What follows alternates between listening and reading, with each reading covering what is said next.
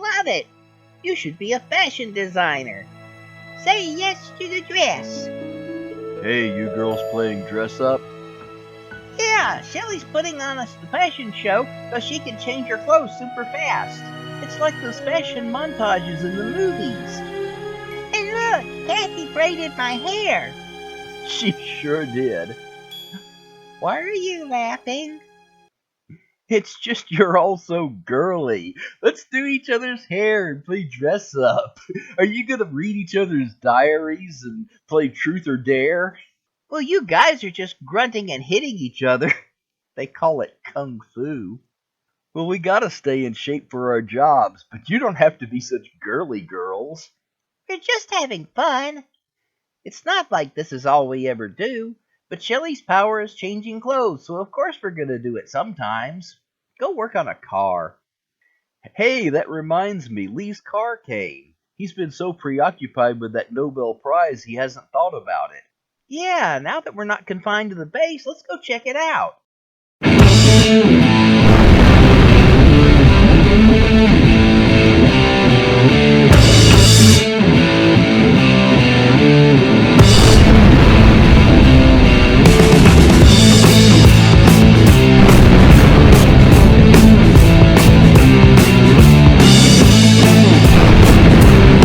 Hey guys, what's going on?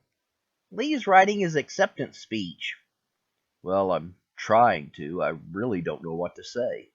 Well, what have you got so far? Nothing. I don't know what to say. He feels a lot of pressure to sound super profound. It's a Nobel Prize. People expect me to say something wise and helpful. But I'm not wise. I'm just lucky. I got a chance to talk to Wu Fangchu because his daughter had a crush on me. And what I asked him to do is just what the whole world wanted him to do anyway. He listened to me because I was going to marry his daughter. And Ling Ling still thinks we're going to get married someday. She sends me emails every day.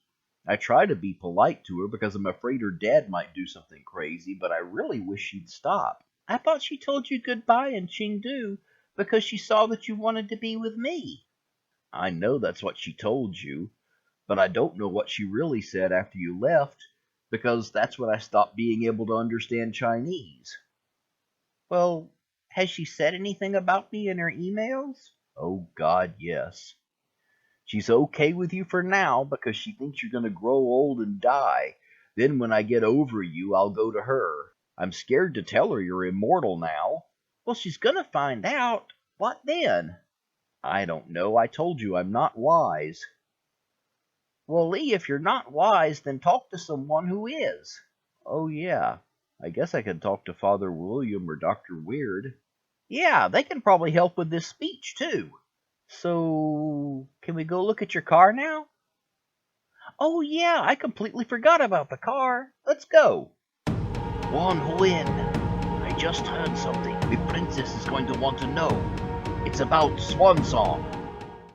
This is so cool. I finally have my own car. And since I remember everything I learned from the teaching machine, I can drive like a stunt driver. Who wants to go for a ride? Me! Why'd you even tell us you could drive like a stunt driver if you were just gonna drive like Mama? I think he said it just to get us in the car. You're supposed to use candy to get kids in the car. Yeah, I want a Reese's cup. Not sorry. Hey, Lee, before you rush off, why don't you sit down and talk for a while? Okay, Mama. It'll give you a chance to get to know Kim.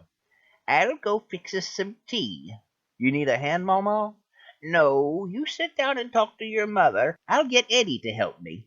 So, what's up, Mama? Well, I want to know what's going on with you. Did they catch the people who broke into your base? Not yet, but a telepath questioned all of us, and we've all been cleared. That's good. I was worried. You know, innocent people still go to jail sometimes. Yeah, I know. That's just terrible. Well, what was in all those packages from China and all those other countries? Just thank you gifts, mostly clothes and books. They know I'm not allowed to accept expensive gifts. Some fans sent some handmade nunchucks. Did you ask him for some golden apples yet?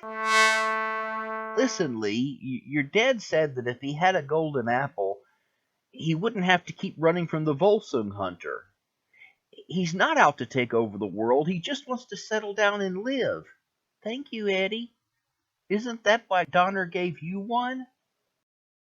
The elf queen who gave me the apple said that I could never get another one as long as I live.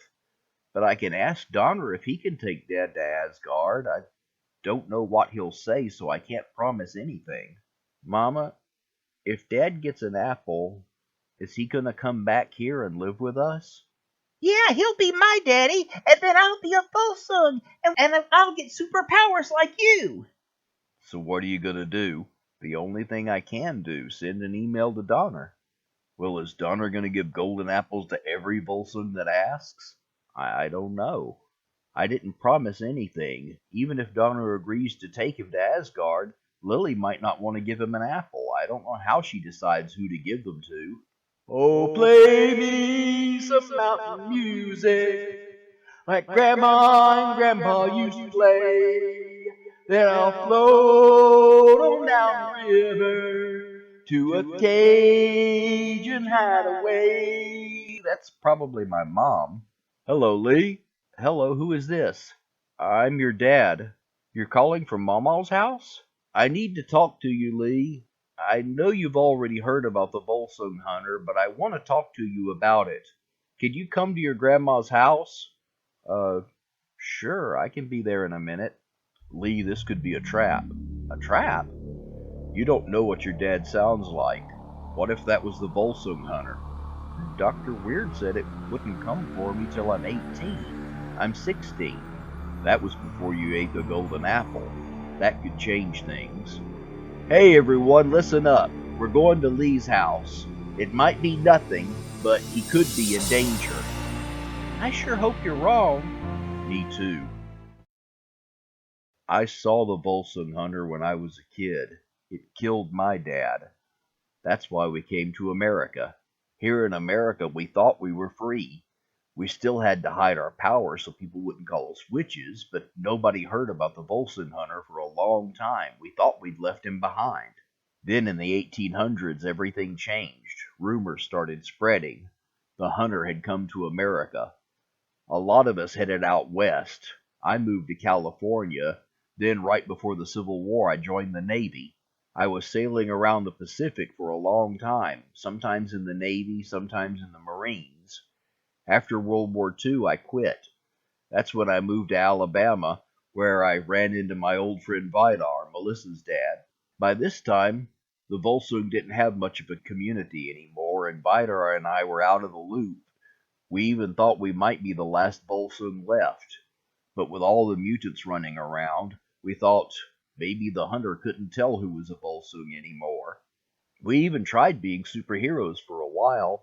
You know about Avenger and White Wolf? That was us. I was Avenger. White Wolf arrested my uncle.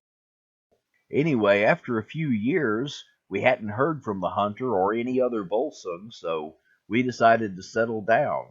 I met Anne and he met Sophie. After a while, we got wrapped up in normal life and lost interest in being superheroes. Then Vidar was killed. Look, I'm not proud of what I did, but I've been running from this thing for centuries. I saw it kill my dad. I was scared.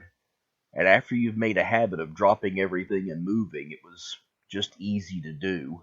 I was never planning to leave you. When I met you, I'd been living in Birmingham for decades. Yeah, I changed identities and moved across town, but that's all. Birmingham is a big city. Dad, do I have any brothers or sisters? No. Immortal beings don't have kids unless they want to. Look, I hate to ask, but I have to. What did you see when your dad was killed? My dad was born before Ragnarok. He was a son of Tyr and a very powerful Volsung, over 600 years old. He had a lot of money and worked as a mercenary, a Landsknecht they called them in those days. He knew about the Volsung Hunter and told me about him, but he wasn't afraid. He thought it was something he'd left behind when he moved from Scandinavia to Germany. I was up late, waiting for my dad to come home. I saw my dad coming through the castle gate. An inky black cloud appeared right behind him. It must have made some sound because my dad instantly turned to face it. I was too far away to hear anything. The cloud faded away briefly and I saw it.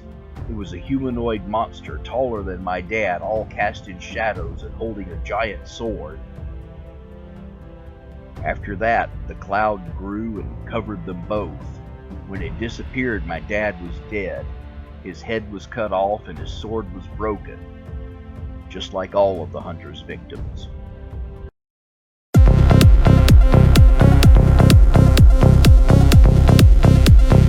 Now click! And click this too, because that first one doesn't do anything except let you click this one. This one does stuff. This part's really important. Then leave a comment. I'd love to hear from you. Goodbye!